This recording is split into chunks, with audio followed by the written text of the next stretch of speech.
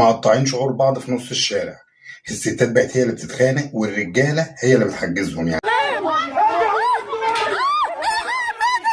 مولد وصاحبه غايب. المشكله دي في كفر النخله، طوخ اليوبيه. اتفرج على الفيديو، يا ريت الناس كلها تشارك معانا. انا مش عارف الاماكن دي بصراحه، يعني ايه اللي بيحصل بالظبط، ايه اللي بيحصل.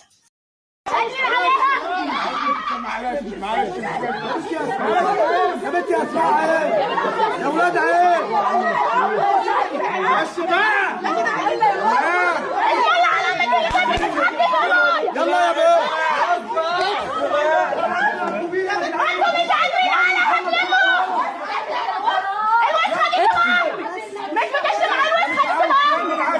يا بنتي اسمع يا بنتي اسمع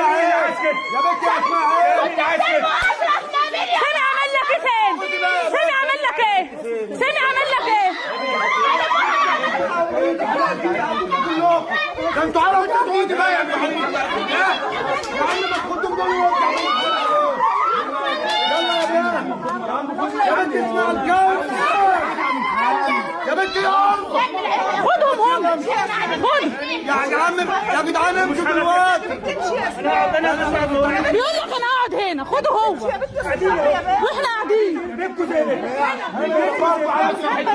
بيبكوا زي ده انا مش فاهم بيبكوا زي ده كلكم تفرقوا مع بعض.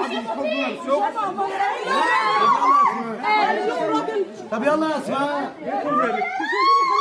انت بتصوت ليه انت الاخرى انا عارف بيكون زي لما ترجع يلا تعالي يا محمود خلينا نمشي يا محمود. طب ما تقول لها تمشي يا عم عارف عيب ما الرجاله يجوعوك اهو بص يا عم عارف جايبك تقول ازاي بص